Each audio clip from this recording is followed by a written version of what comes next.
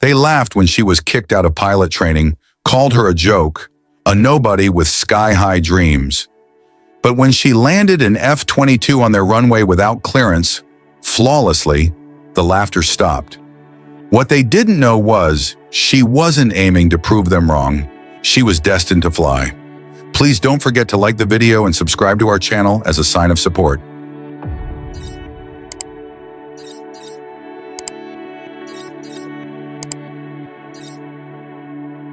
Callie Brooks had always been obsessed with the sky.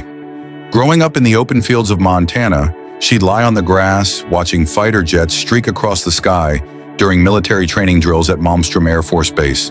Her father, a retired crop duster, often joked that she'd flown before she walked. Unlike many girls in her town, Callie wasn't interested in prom dresses or cheerleading. Her room was plastered with blueprints of aircrafts, posters of F-16s and F-22 Raptors, and a signed photograph of a retired pilot she'd met at an air show. When other kids talked about becoming doctors or teachers, Callie only had one answer: "I'm going to fly jets." After high school, she joined the Air Force ROTC program at a state university and worked harder than anyone else. Callie wasn't naturally gifted, but she was relentless. She studied flight theory late into the night, trained physically with determination, and aced simulations. When she got accepted into the pilot candidate program at Laughlin Air Force Base in Texas, her whole town celebrated. But her excitement was short-lived. From the beginning, some of the instructors didn't take her seriously. "Too soft," they whispered, "not cut out for combat." One even laughed when she struggled during a practice landing and said, "Maybe you should stick to commercial flying, sweetheart." It wasn't just the instructors. The other candidates, mostly men, made her feel out of place. While they bonded over bar nights and war movies, Callie spent her evenings reviewing manuals and practicing maneuvers in the simulator. She tried to ignore the comments, the smirks, and the subtle sabotage, like when someone accidentally adjusted her settings during a test flight. 3 months into the program, after a minor engine stall during a training run that wasn't even her fault, she was called into the commanding officer's office. "We appreciate your efforts, Brooks," Colonel Mercer said, his tone stiff. "But we believe your talents may be better suited elsewhere. You're being reassigned." It felt like someone had punched her in the stomach. Callie didn't argue. She just nodded, saluted, and walked out. But inside, something was burning. As she packed up her locker, one of the mechanics, an older man named Wally, handed her a folded piece of paper and whispered, "You didn't deserve this, Callie. I've seen the logs. They were trying to make you quit." Callie didn't say anything. She just took the paper, stuffed it in her bag, and left the base. That night, as she sat on a motel bed staring at the flight line in the distance, something inside her clicked. They thought they could break her, but Callie Brooks wasn't done yet. Callie unfolded the paper Wally had given her once she reached the tiny cabin she rented just outside the town of Del Rio. It was a hand-drawn schematic of an F-22 Raptor with notes in the margins and a strange access code scribbled at the bottom. She squinted. "What is this?" Wally had worked on Air Force aircraft for nearly 2 decades. Quiet and grizzled, he barely spoke to the pilot candidates, but she'd always greeted him kindly and asked questions about the Raptors whenever they crossed paths. Apparently, he'd been paying attention. The note on the back of the paper read, "They'll never let you fly their plane, so find another way." And below that, "Boneyard, Hangar 6, midnight. One chance." Her heart pounded. Hangar 6 was part of a secured area where decommissioned and damaged aircraft were stored. It wasn't totally abandoned, but it was low security, considered more a graveyard for old metal than an active part of the base. Callie sat back, debating whether this was crazy or genius. Everything about it screamed reckless, but so did throwing away her dream without a fight. She spent the next day mapping out the route, digging through old base layouts she'd collected, and observing patrols from a distance. Callie knew she didn't have long before her ID badge was deactivated, but for now she still had base access. At exactly 11:45 p.m., dressed in dark civilian clothes with her long brown hair tied under a ball cap, Callie crept along the back fence near the service entrance. She used her badge at a secondary gate, holding her breath as the light flickered green. She was in. Hangar 6 was dimly lit, the overhead fluorescents flickering like ghosts. Inside stood a partially restored F-22. missing its tail insignia, but otherwise intact. Its sleek body shimmered in the moonlight that filtered through the windows. Wally was already there, crouched near the cockpit with a tablet in hand. "I thought you'd chicken out," he grumbled without looking up. "You don't know me that well," Callie replied quietly. He motioned her over. "She's flight ready, mostly. Needed a few tweaks.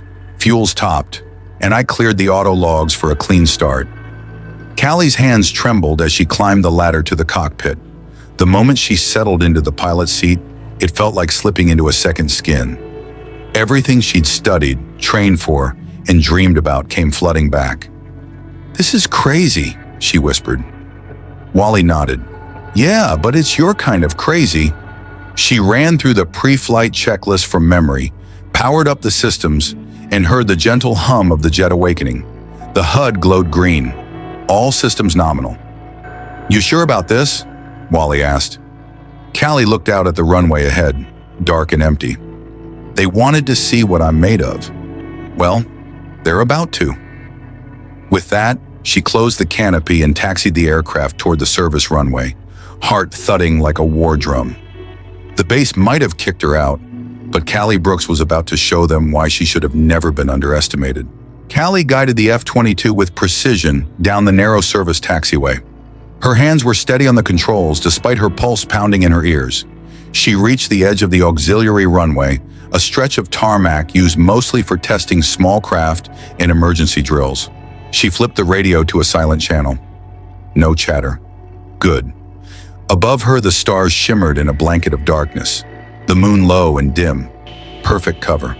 The jet's engines rumbled quietly as she waited, every muscle in her body alert. "Tower's not watching this strip at this hour," Wally had told her, "but you'll only have a minute or two once you're airborne, before someone catches on." She whispered under her breath, "That's all I need."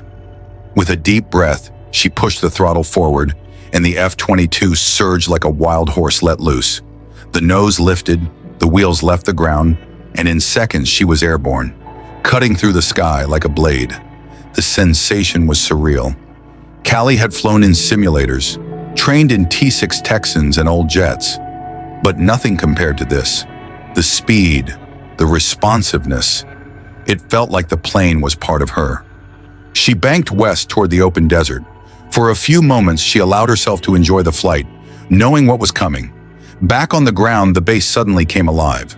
Sirens wailed faintly behind her, red lights flashing across the horizon. "Unauthorized aircraft detected." A voice crackled on the open comms. "All units respond." Callie switched frequencies and spoke clearly. "This is Brooks. Flight ID 947-F-22 on manual. Do not engage. I am not hostile. I'm coming back." The radio went dead for a second, then chaos. "Brooks? Callie Brooks? What the hell is she doing in the Raptor? She's not even cleared for solo combat flights." She ignored them. She wasn't here to steal a plane. She was making a statement. She looped once over the training field, pulled into a controlled dive, and then eased the Raptor into a perfect combat roll, ending in a slow, level glide over the airstrip. Below, dozens of personnel had gathered, headlights pointed toward the sky. Vehicles sped toward the tarmac. Callie brought the F-22 around again, aligned herself with the main strip, and initiated her descent. Everything had to be perfect. One mistake and she'd not only ruin the landing, she'd lose her freedom, maybe even her life. But she wasn't afraid. Touchdown. The wheels kissed the ground with a squeal of friction. She deployed the air brake, slowed the aircraft to a halt, and sat there, hands on the throttle, heart beating wildly. Within moments, armed guards swarmed the jet. Lights flashed in her face, and over the radio came the command, "Exit the cockpit, hands visible, do it now." Callie raised her hands slowly, unlatched the canopy, and stood. No words, no apologies. She'd just done what none of them believed she could. Callie was led off the tarmac in handcuffs, surrounded by a dozen stunned airmen and officers who had no idea what to make of what they just witnessed. Her face was calm, expression unreadable, but inside her thoughts were flying just as fast as the jet had. They took her to a small, windowless debriefing room on the lower level of the operations building. It smelled like burnt coffee and old paperwork. She was seated alone for nearly an hour. No phone, no water, just a camera in the corner tracking her every breath. Finally, the door opened. Colonel Mercer entered, flanked by a base security officer and a man Callie didn't recognize. He wore civilian clothes but carried himself like someone with real authority. "Callie Brooke," Mercer said, folding his arms. "You've committed a serious offense." Callie leaned back in her chair. "I didn't hurt anyone. Didn't take the aircraft out of national airspace.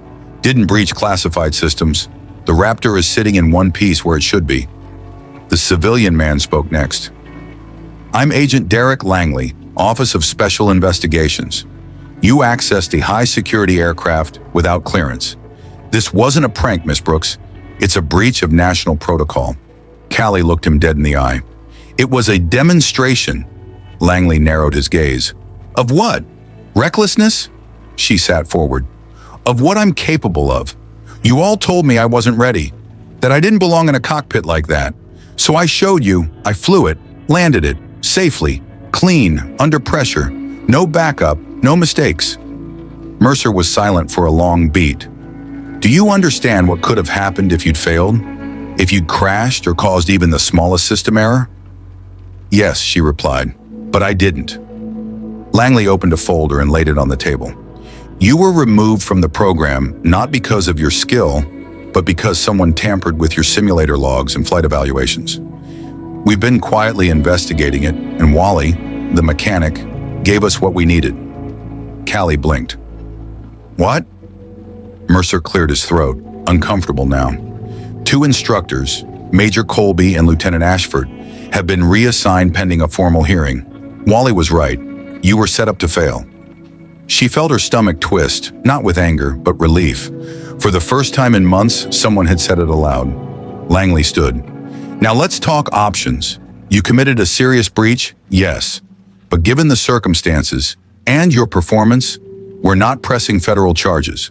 The base commander has made a recommendation." Callie's breath caught. Mercer looked at her, a mix of frustration and reluctant admiration in his eyes. "You'll be reinstated under probation. Full retraining, starting next week." Callie stared at him. "You're giving me another shot?" "No," he said. "You earned it. Against every damn rule." Langley cracked a rare smile. "Let's just say it's not every day someone hijacks a fighter jet to prove a point and nails the landing." Callie's return to the training program wasn't met with open arms. Whispers followed her through the corridors, and even though no one dared say it to her face, she heard the nicknames Jet Thief, Runway Rebel, and Crash Test Callie. But she didn't care. She was back in the sky, and that was all that mattered. This time, though, things were different. Her new instructors reviewed everything from scratch. Every evaluation, every simulation, clean, fair, and by the book. She was assigned to Captain Dana Forrester, one of the few female flight instructors on base, and someone who had followed Callie's midnight stunt with a mix of concern and quiet admiration. "You've got guts, Brooks," Forrester said on day one, "but now you need discipline. You won't get special treatment here, but you'll get a fair shot. That's more than most ever get." "Yes, ma'am," Callie replied, standing tall. The training was brutal. Sim flights became daily, and her real-time air assessments were doubled. There was no room for error now, not with the whole base watching, but Callie thrived. Without sabotage holding her back, her true skill began to shine. She mastered aerial dogfights in record time, hit perfect marks during refueling drills, and led her group in reaction tests. Even the skeptics began to change their tone. Captain Forrester pulled her aside after a flawless vertical climb and landing exercise. "You're doing it, Brooks. Keep this up, and you won't just graduate, you'll lead." Callie nodded, but inside she wasn't seeking applause. She was seeking redemption, not just for herself, but for every person who had ever been told they weren't enough. One afternoon, she found herself paired with Lieutenant Jason Mills for a two-person exercise in a T-38 jet. He had once laughed when she fumbled a radio command during her first month. Now he looked at her differently, more like a teammate, less like an outsider. As they flew maneuvers over the desert, he broke the silence over the comms. "Hey, Callie? Yeah? You really flew that Raptor solo? he asked, his voice tinged with disbelief. She smirked. "You saw me land it, didn't you?" He chuckled. "Fair enough. That took serious guts." She didn't reply, just leveled the plane and pushed into a clean barrel roll. When they landed, he jogged over and extended a hand. "Glad you're back." She shook it without hesitation. That night, Callie looked out over the flight line, watching the sunset reflect off the wings of parked jets. She wasn't just back. She was becoming the pilot she always knew she could be. There were still hurdles to clear. Final evaluations, graduation, placement, but she wasn't afraid of the sky anymore. She belonged to it, and next time she flew the Raptor, it would be with full clearance, a call sign, and a future wide open like the Montana sky she came from. 3 months later, the base was buzzing with energy. It was graduation week, and the top candidates in the elite pilot training program were being reviewed for placement in specialized roles: combat squadrons, test pilots, and even prestigious demonstration teams. Callie stood among them, not just as a participant, but as a front runner. Her probation had ended 2 weeks earlier, and her performance had surpassed nearly everyone in her unit. Yet despite her achievements, she remained quiet, focused, and humble. She didn't need to brag. Her flight record spoke louder than words. The final hurdle before placement was a live aerial evaluation in an F-22, flown solo. The test would determine each pilot's reflexes, control, and mastery under pressure. Few were given the Raptor for this test. Fewer still walked away with distinction. Callie stepped onto the tarmac that morning, with her helmet under her arm and a quiet determination in her stride. Several instructors and officers stood watching. Among them, Colonel Mercer, Captain Forrester, and even Agent Langley. She climbed into the cockpit with a sense of peace, not nerves. This time she didn't have to steal the jet. This time it had her name on it. Her voice was steady as she radioed control. "Falcon 01 requesting clearance." There was a pause, then a familiar voice replied. "Forrester." "Falcon 01, you are cleared for takeoff. Show us what you got." The call sign struck her. Falcon. She hadn't chosen it. That name was given, a sign of respect. As the engines roared to life and the jet surged forward, Callie felt her heart swell. She pulled up sharply, slicing into the sky like a bird born to fly. The maneuvers came naturally: split S dives, high-speed climbs, corkscrew rolls. The jet responded to her like it had been waiting for her all along. Observers on the ground watched in stunned silence as she performed a daring inverted turn at 10,000 feet before leveling out smoothly. It was a move taught only to the best and executed perfectly. 30 minutes later, she landed with surgical precision and taxied the F-22 back to the hangar. As she removed her helmet, a small group of her peers began to clap, slow at first, then building. Colonel Mercer approached with a rare smile on his face. That was the cleanest run of the week, possibly the year. Callie tilted her head. "Was that a compliment, sir?" "It was an order," he said with a smirk. "You'll be receiving full assignment details by the end of the week. Word is the Thunderbirds are watching." Her eyes widened. The Thunderbirds? The elite Air Force demonstration team? She could hardly believe it. As the crowd dispersed and the sky turned shades of orange and violet, Callie stood alone by the plane. Her plane now. What had started with rejection and humiliation had become something extraordinary. She had flown, landed, and earned her wings. No more proving herself. She was Falcon now, and the sky was hers. 2 months later, Callie stood on the flight line of Nellis Air Force Base in Nevada, sunlight bouncing off rows of fighter jets, including the iconic red, white, and blue tails of the Thunderbirds. The selection had come through. She'd made it, not just into active service, but into the Air Force's elite demonstration team.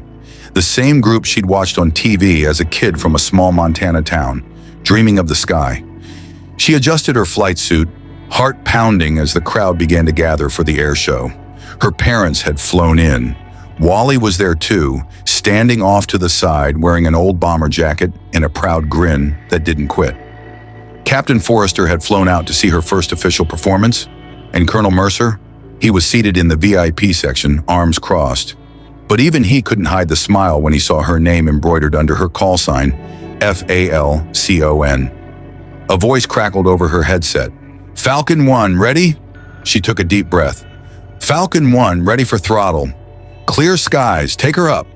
Callie grinned, pushing forward on the throttle as the F-16 roared down the runway.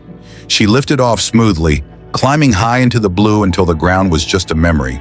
Then she dove into a barrel roll, the first move in a synchronized ballet of jets across the sky. She wasn't flying alone now. She was part of a team that trusted her, respected her, and knew exactly what she was capable of.